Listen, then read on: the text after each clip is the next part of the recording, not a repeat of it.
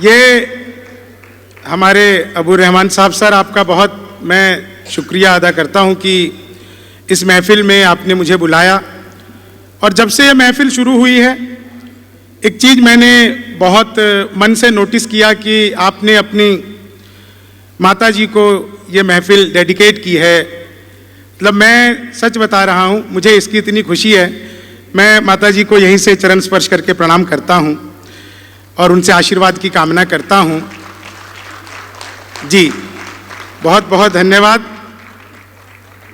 देवताओं का भी सम्मान यही होती है, देवताओं का भी सम्मान यही होती है, माँ न हिंदू न मुसलमान कभी होती है।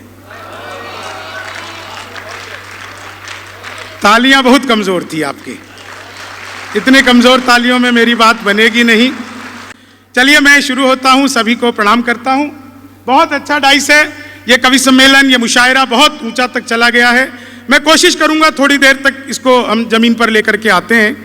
जी भाई साहब, सर प्रणाम। शंभू भाई, मैं आज जब यहाँ पर आया हैदराबाद में, मेरे विषय में बताया मैं बिहार का रहने वाला हूँ। सर वहाँ शराब बंद हो गई तो मैं दिल्ली रहने लगा। अब दिल्ली वाले खुद ही एक एक करके बंद हो रहे हैं। अरे वाह वाह वाह, है ना भाई साहब? मैं सच बता रहा हूँ आपको। मैं आज जब हैदराबाद एयरपोर्ट पर उतरा तो सीन मेरे साथ जो हुआ उसने कमाल कर दिया। मैं एयरपोर्ट के बाहर निकला तो मैंने देखा दो आदमी आपस में आधे घंटे से गाली गलौज कर रहे थे। आधे घंटे में पूरा जाम लग गया, मुझसे रहा नहीं गया। मैं गाड़ी से उतरा, मैंने उन्हें समझाया, तब मारपीट हुई मेरे साथ। वो मुझे पकड़कर बुरी तरह धुनने लगे। मैंने फिर समझाया तो अच्छी तरह धुना। धुनने पर होता है। 4 लाइनें आपको सुनाऊंगा और आप यकीन मानिए आप सबको मजा आ जाएगा। एक बार बस मैं आपको बताऊं, यहाँ हैदराबाद में आकर के मुझे बिल्कुल भी ऐसा नहीं लगा कि मैं कहीं दूर आया हूं। बिहार के बहुत लोग मिले मुझे यहाँ पर, बहुत लोग यहाँ भी 2-4 तो होंगे ही, बहुत सारे। देखिए इसमें हमारी कोई गलती नहीं है, सच बता रहा हूं, इसमें हमारी कोई गलती नहीं है। मुझसे तो एक यहाँ पे पूछ रहे थे बैठे बैठे, यार एक बात बताओ शंभू भाई, ये ज्यादातर बिहारी IAS IPS UPSC क्यों क्रैक करते हैं? मैंने बताया यार देखो, जितना तुम्हारे अंदर दिमाग है ना उतना तो हमारा खराब रहता है। तो हमारा तो मामला बिल्कुल अद्भुत है। मैं बस 2-4 मिनट लगेंगे, आप यकीन मानिए जितने लोग भी सुन रहे हैं, जो लोग उठकर चले गए हैं उन्हें बाद में अफसोस होगा, हालांकि वीडियो में देख करके उनको बड़ा मजा आएगा। लेकिन आप इन 4 लाइनों को सुनिए और जो भी मेरे पास अच्छा है वो सब कुछ आपको सुनाता हूं।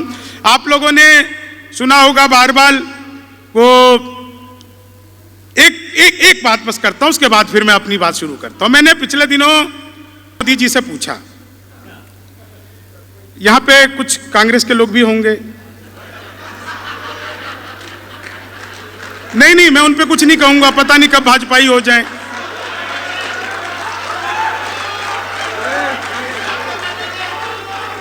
भाजपा के भी होंगे, वो कब कांग्रेसी हो जाएं। तो इसलिए मैं नेता पर कुछ नहीं कहता। अभी चुनाव चल रहे हैं 5 स्टेट में, आप सबको पता है, कई चरणों में चुनाव है। हैदराबाद के लोगों, चुनाव सिर्फ 2 चरण में होते हैं। ये कहने की बात है कि इलेक्शन कमीशन 5 चरण में 10 चरण में चुनाव करवा रहा है, सिर्फ 2 चरण में होते हैं। पहले चरण में नेता जनता के चरणों में होता है,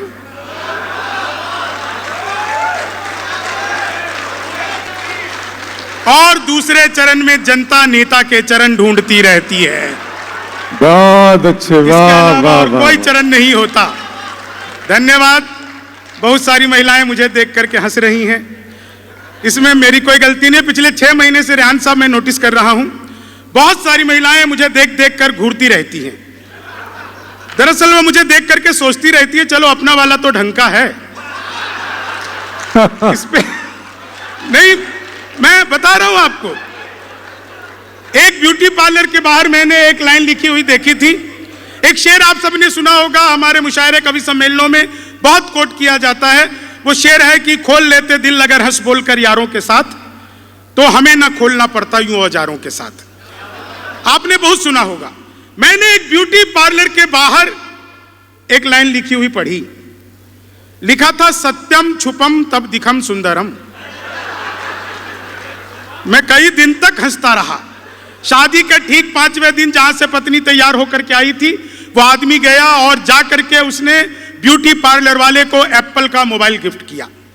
ब्यूटी पार्लर वाले ने उस डिब्बे को खोला, उसमें से नोकिया 1100 निकला। तो ब्यूटी पार्लर वाले ने पूछा, भैया ये क्या मजाक है? बोला, वही जो तुमने मेरे साथ किया है। इसी मजाक पे पूरा सब कुछ चलता रहता है। मैं 4 लाइनें आपको, देखो सर, मैं आपको बता रहा हूं, ये ना हम पे इतने आरोप लगाती हैं महिलाएं, इतने आरोप लगाती है कि हम बेढंगे से रहते हैं, नहाते धोते नहीं। हम लोग हफ्ते में 1 दिन या महीने में 1 दिन के लिए भी अगर नाई की दुकान पर जाएं, दाढ़ी बनवा करके आए, बाल बनवा करके आए, कुछ भी करके आए, आते ही हम सबसे पहले नहाते हैं। साजिया जी, मैंने आज तक एक भी औरत ऐसी नहीं देखी जो ब्यूटी पार्लर से आने के बाद मुंह भी धोती हो।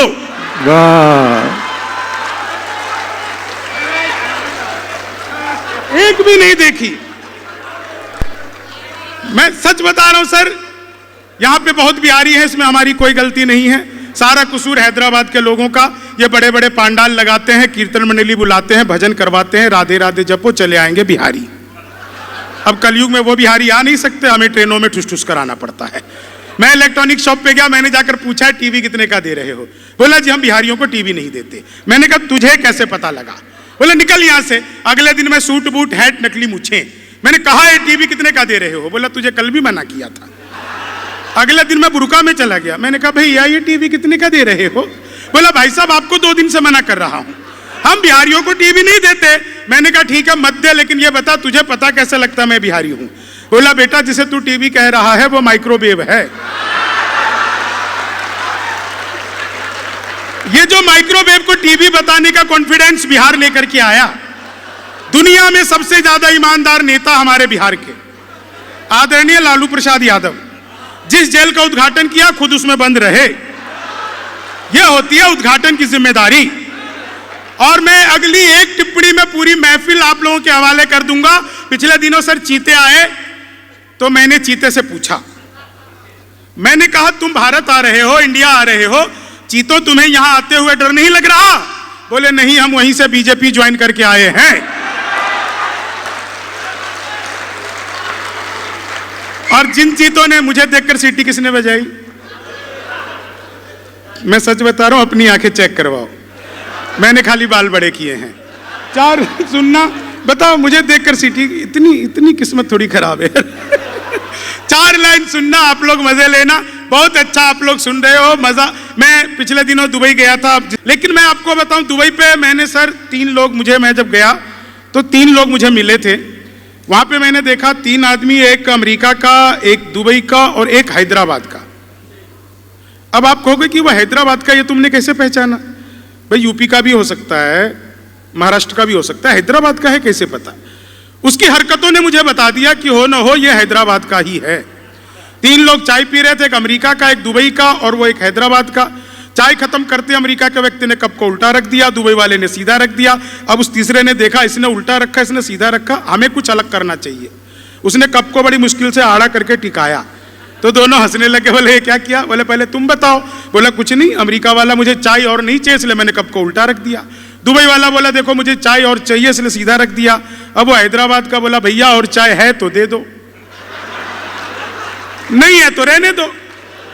चाय खत्म करते अमेरिका के व्यक्ति ने कप को हवा में उछाला, जेब से रिवॉल्वर निकाली और उड़ा दिया धाएं। बोले, तुमने क्या किया? बोले, हम अमेरिका वाले जिस कप में एक बार चाय पी लेते उसमें दोबारा चाय पीते नहीं। अब इतना सुनते ही वो दुबई वाले ने सोफा उछाल दिया, रिवॉल्वर निकाला, उड़ा दिया। बोले, तुमने क्या किया? बोले, हम दुबई वाले जिस सोफे पर बैठकर एक बार चाय पी लेते हैं फिर उसमें कभी दोबारा चाय नहीं पीते। सर वो हैदराबाद वाला, उसने निकाला कट्टा, उसका रिवॉल्वर से क्या लेना देना? उसने एक मारा अमेरिका वाले को धाएं, एक दुबई वाले को धाएं।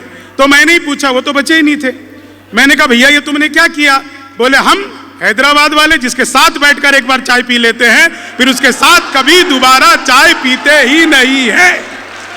तो मामला बिल्कुल अद्भुत है। मैं इलेक्ट्रॉनिक शॉप पे गया, सच बता रहा हूं आपको, आप लोग जितनी मस्ती से सुन रहे हैं, मैंने अखबार में एक विज्ञापन देखा, लिखा था घर बैठे मिठाई मंगवाइए। मैंने कहा, ये पिज्जा बर्गर तो खूब मंगाया, मिठाई कैसे मंगवाएंगे? अच्छा, मैं अभी दुबई के बाद अभी मैं अमेरिका गया था, 10-12 दिन पहले मैं वहीं था। मैं वहां पे ये धोती कुर्ता पहन के घूम रहा था टाइम स्क्वायर पे। एक अंग्रेज आ गया पीछे से, बोला व्हाट इज दिस? मैंने कहा धोती। बोला व्हाट धोती? मैंने कहा फुली एयर कंडीशनर। हाँ, ये 4 लाइन सुनना। मैंने अखबार में विज्ञापन देखा, लिखा था घर बैठे मिठाई मंगवाइए। मैंने कहा पिज्जा बर्गर तो खूब मंगाया, मिठाई कैसे मंगवाएंगे? तो मैंने अखबार में दिए हुए नंबर पर कॉल किया। उधर से कंप्यूटर रिकॉर्डेड आवाज आने लग गई। बोले जी नमस्कार, अग्रवाल स्वीट कॉर्नर पर आपका हार्दिक स्वागत है। मिठाई लेने के लिए 1 दबाइए, चाट पापड़ी के लिए 2 दबाइए, गजक नमकीन के लिए 3 दबाइए, गोलगप्पों के लिए 4। मुझे मिठाई चाहिए थी, मैंने 1 दबा दिया। सब कुछ एक ही दुकान पर मिलती है। मैंने जैसे ही 1 दबाया वो फिर से शुरू हो गए। बोले लड्डू लेने के लिए 1 दबाइए, बर्फी लेने के लिए 2 दबाइए, जलेबी लेने के लिए 3, रसगुल्ले के लिए 4। मुझे लड्डू चाहिए था, मैंने फिर 1 दबा दिया। बेसन के लड्डू लेने के लिए 1 दबाइए, मोतीचूर के लड्डू लेने के लिए 2 दबाइए, तिल के लड्डू लेने के लिए 3 दबाइए, गोंद के लड्डू लेने के लिए, मुझे बेसन के चाहिए था, मैंने फिर 1 दबा दिया। 1 किलो लेने के लिए 1 दबाइए, 2 किलो लेने के लिए 2 दबाइए, 3 किलो लेने के लिए 3, 100 किलो के लिए 4। 1 दबाना था, गलती से 4 दब गया। मैंने वही किया जो आप लोग करते, तुरंत ही फोन काट दिया। 1 मिनट बाद कॉल लगा गई। बोले जी नमस्कार, हम अग्रवाल स्वीट कॉर्नर से बोल रहे हैं, आपके यहाँ से 100 किलो बेसन के लड्डू का ऑर्डर आया है, मिठाई किस पते पर भिजवानी है? मैंने कहा तो फंस गए। लेकिन बिहारी आदमी फंसता नहीं है, फंसाता भी नहीं है, बीच का रास्ता निकालता है। बोले जी जल्दी बताइए, आपके यहाँ से 100 किलो बेसन के लड्डू का ऑर्डर आया है, मिठाई किस पते पर भिजवानी है? मैंने कहा देखो भाई, ये फोन किसने किया मुझे तो पता ही नहीं। घर में हम 9 भाई हैं, सबसे बड़े वाले से बात करने के लिए 1 दबाइए, उससे छोटे से बात करने के लिए 2 दबाइए, उससे छोटे से बात करने के लिए 3 दबाइए, और जब तक असली वाला ना मिल जाए तब तक दबाते जाइए, दबाते जाइए, दबाते जाइए, दबाते जाइए। आप लोग जिस मस्ती से सुन रहे हैं, आज जो एक कमाल हुआ, सच बता रहा हूं आपको, आज सच में कमाल हुआ। मैं जिस आपने इतना बढ़िया होटल में रुकवाया था, सब लोग उस होटल में इतने खुश थे कि मैं चाय पीने बाहर आ गया। चाय पीने में बाहर आया सर, तो मैंने देखा चाय वाले से कहा भाई चाय दे, उसने चाय दिया। तो एक कुत्ता आ गया मेरे भीतर, जो कुत्ते को देख करके लगा कि यार इसे कुछ देना चाहिए।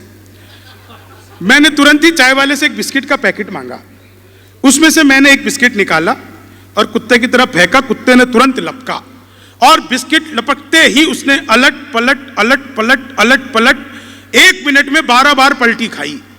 तो मैंने चाय वाले की गिरबान पकड़ ली। मैंने कहा भाई ये तूने क्या मिला दिया था बिस्किट में? ये तो शुक्र है कि मैंने पहले नहीं खाया, नहीं तो मैं भी अलट पलट करता। वो चाय वाला बोला भाई साहब मुझे मत डांटो, बिस्कुट पतंजलि का है। बहुत अच्छे, वाह वाह। यही बात है कि बिस्कुट पतंजलि का है। खाते ही अनुलोम विलोम कपाल भाती सब एक साथ करने लग गया। ये महिलाएं इतना हंस रही हैं, घर पर भी ऐसी रहा करो। अगर ये घर पर ही इतना खुश रहेंगे तो काहे को आप लोग इतना पैसा खर्च करके हमें बुलाओगे, बाहर आकर के हंसोगे। वाह वाह। ये 4 लाइन सुनना, मैंने बताया था ना, मुशायरा बहुत ऊपर तक चला गया है, इसको नीचे लाना पड़ेगा। आराम से, मैं वही कर रहा हूं।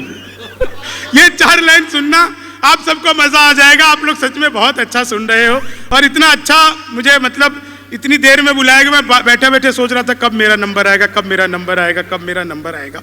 अब ये 4 लाइन सुनना। बहुत सारे लोग आजकल रील्स बनाते हैं, रील्स बनाने वालों की एक लाइन लगी हुई है। मैंने 4 लाइनें उन रील्स लगाने वालों का, अच्छा साउंड वाले कहाँ पे हैं? पीछे है, देखो इसका थोड़ा सा ना आवाज ठीक कर देना, बहुत वैसे अच्छा है। दरअसल क्या है कि ये सब सुर में गाते हैं, मैं महिषासुर में गाता हूं। तो 4 लाइनें आपको सुनाता हूं रील्स बनाने वालों के लिए। कि लेनी थी जीत हमने मगर मात ले लिए, लेनी थी जीत हमने मगर मात। एक ये भाई साहब मेरा वीडियो बना रहे हो, आपको पता नहीं मेरा डिजिटल कैमरे से भी नेगेटिव आता है। बताओ, आप मेरी वीडियो बनाओगे, घर जाके भाभी जी को दिखाओगे, वो जूम कर करके मुझे देखेगी, आपको अच्छा लगेगा? लेनी थी जीत हमने मगर मात ले लिए, कितने हसीन देखिए जज्बात ले लिए। दूल्हा बेचारा रील बनाने में रह गया, दुल्हन ने फेरे पंडित जी के साथ ले लिए, दुल्हन ने फेरे पंडित जी के साथ ले लिए। ये 4 लाइन सुनना, आप सब पढ़े लिखे लोग, आप सबको आनंद आ जाएगा इन 4 लाइनों पे। कि वादा जो करो उससे तो इतना ना निभाना, वादा जो करो उससे तो इतना ना निभाना, पड़ जाए लेने देने ना कोई राज बताना, बेटी बचाओ बेटी पढ़ाओ तो ठीक है, भूले से भी पत्नी को एसडीएम ना बनाना, भूले से भी पत्नी को एसडीएम। मैं आपको बता रहा हूं, अभी मैंने अपनी सगी पत्नी से पूछा, नहीं सच बता रहा हूं रेहान साहब, सगी पत्नी से पूछा, सगी से ही पूछ सकते हो, बाकी से तो पूछने की जरूरत भी नहीं पड़ती। मैंने अपनी सगी पत्नी से पूछा, मैंने कहा क्या मैं तुम्हारे सपनों में आता हूं? बोली नहीं, मैं हनुमान चालीसा पढ़कर सोती हूं। तो मामला अपना अद्भुत है। ये 4 लाइन सुनना, ये आप सब बहुत अच्छा सुन रहे हो कि भगवान मेरा साथ आप यूं भी निभाना, किस्मत के खेल में मुझे ऐसे भी जिताना, सलमान के जैसे भले बीते ये जवानी, लेकिन बुढ़ापे में अनूप जलोटा बनाना, लेकिन बुढ़ापे में। आप लोगों ने बार बार सुना होगा 56 इंच का सीना, 56 इंच का सीना आप सबने सुना होगा। अब मैं साहब इसको 4 लाइनों में आपको 56 इंच का मजा देता हूं कि चेहरे पे एक रुआब नया चढ़ ही जाता है, इतिहास में मुकाम नया गढ़ ही जाता है, शादी के बाद भी अगर साथ ना रहे, सीने का नाप इंच इंच बढ़ ही जाता है, सीने का नाप इंच इंच बढ़ ही। उत्तर प्रदेश में योगी जी की सरकार आई तो पहला काम किया एंटी रोमियो, जैसे जूलियट की गलती ना हो, आधार कार्ड मिलवा के पीटे जा रहे थे। मैंने 4 लाइनें लिखी कि जुल्फों में उंगलियों को फिराने नहीं देते, जुल्फों में उंगलियों को फिराने नहीं देते, कलियों के पास भंवरे को जाने नहीं देते, इतनी सी शिकायत है हमें योगी आपसे, खुद से न पटी हमको पटाने नहीं देते, खुद से न पटी हमको, खुद से न। और जो विशेष फरमाइश की गई है कि चीनी को जमा करके फिर से गन्ना बना दूं। इस गजल के सारे शेर अद्भुत है। चीनी को, मैं बता रहा हूं, सच बता रहा हूं, मैं तो अद्भुत ही कवि हूं। क्लास में अध्यापक आए, बोले कौन बेवकूफ है खड़ा हो जाए, तो मैं ही खड़ा हो गया। बोले तुम बेवकूफ हो, मैंने कहा नहीं सर आप अकेले खड़े अच्छे नहीं लगते हो। चीनी को जमा, हालांकि सर भी खड़े हो गए, कि चीनी को जमा करके फिर से। मैं आपको सच बता रहा हूं, पिछले दिनों मोदी जी गए थे नासा, वैज्ञानिकों ने 2 मिसाइलें दी। मोदी जी ने पूछा इन मिसाइलों का मैं क्या करूंगा? वैज्ञानिक बोले सर आपको तो आदत है फेंक देना। चीनी को जमा कर, आपकी दांत बहुत कमजोर है दोस्तों, इतने कमजोर दांत में मजा नहीं आएगा। चीनी को जमा करके फिर से। मैं सच बता रहा हूं, मैंने पिछले दिनों मोदी जी से पूछा मोदी जी आपकी नीयत क्या है? मोदी जी बोले मेरी नीयत पाक साफ है। चीनी को जमा करके फिर से आपको इन 4 लाइनों पे और ज्यादा मजा आ जाएगा जो मैं आपको सुना रहा हूं। हिंदी के अध्यापक आए और ये देखो हास्य व्यंग क्या होता है, पूरे मंच का, पूरे डाइस का आशीर्वाद चाहूंगा। हिंदी के अध्यापक आए, बिल्कुल नया सुनना रे आंसर, और पूछ लिया माल्यार्पण किसे कहते हैं? मैंने कहा जब सरकार हमारी सारी संपत्ति जोड़कर मालिया को अर्पित कर दे तो उसे माल्यार्पण कहते हैं। चीनी को, वो हिंदी वाला फिर आ गया, बोला लड़की में बड़ी की मात्रा है कि छोटी की? मैंने कहा पहले लड़की दिखाओ। लड़की बड़ी हुई तो बड़ी की, छोटी हुई तो भी बड़ी की, हमें तो लड़की देखने से मतलब। चीनी को, वो गणित वाला आ गया, बोला मैंने तुम्हारे पिताजी को 2000 रुपए 6% ब्याज पर 10 दिन के लिए दिए, तो 10 दिन बाद कितना लौटाएंगे? मैंने कहा वो नहीं लौटाएंगे। बोले क्यों, तुम्हारे पिताजी गणित नहीं जानते? मैंने कहा जी आप मेरे पिताजी को नहीं जानते। चीनी को जमा करके, वो गणित वाला गया ही नहीं, बोला दशमलव किसे कहते हैं? मैंने कहा जब लगातार 10वीं बार लब हो जाए। चीनी को, गणित वाले ने फिर पूछा, बोले x की वैल्यू बताओ। मैंने कहा जो हमें छोड़कर चली गई हमारी नजरों में उसकी कोई वैल्यू नहीं है। चीनी को जमा करके दादा भी हंस रहे हैं। दादा आपको भी एक्स की वैल्यू पता है? चीन हालांकि इस उम्र तक आते आते आदमी को डबल एक्स की वैल्यू भी पता चल जाती है। चीनी को जमा करके फिर से, मैं सच बता रहा हूं आपको, वो एक टीचर ने पूछ लिया, बोले कोई लड़की तुम्हारा मन चुरा ले उसे क्या कहेंगे? मैंने कहा मंचूरियन। चीनी को जमा कर, मेरा दोस्त बोला सर मौका लगे तो शादी कर ले। मैंने कहा मौका ही लग जाए तो शादी करके क्या करूंगा? चीनी को जमा करके फिर से, सर रेहान सर, मेरे पड़ोस में रोज एक लड़की नागिन डांस करती थी, रोज नागिन डांस करती थी। एक दिन मैंने घंटी बजाई, वो बाहर निकल करके आई, मैंने पूछा तुम ही रोज नागिन डांस करती हो? बोली हाँ। मैंने कहा कभी डस भी लो। चीनी को जमा करके, अच्छा आप लोग जितना मजे ले रहे हो ना, अंग्रेजी के अध्यापक आ गए, बोले खूबसूरत लड़की को अंग्रेजी में क्या कहते हैं? मैंने कहा जी खूबसूरत लड़की को अंग्रेजी में आई लव यू कहते हैं। चीनी को, ये 4 लाइनें सुनना। विज्ञान के अध्यापक आए, बोले बच्चे का पैदा होना सोशियोलॉजी का टॉपिक है कि बायोलॉजी का? मैंने कहा जी बच्चे का चेहरा मोहरा माता पिता पे गया हो तो बायोलॉजी का। चीनी को जमा करके फिर से, क्या समझदार लोग हैं साहब, आधे में ही समझ जाते हो। नहीं मैं आपको सच बता रहा हूं, ये बड़े शहर है, महानगर है ये हैदराबाद। महानगरों में अगर आपको सगी पत्नी से सगा पुत्र प्राप्त हो जाए तो ईश्वर की इससे बड़ी रहमत आपके ऊपर हो ही नहीं सकती है।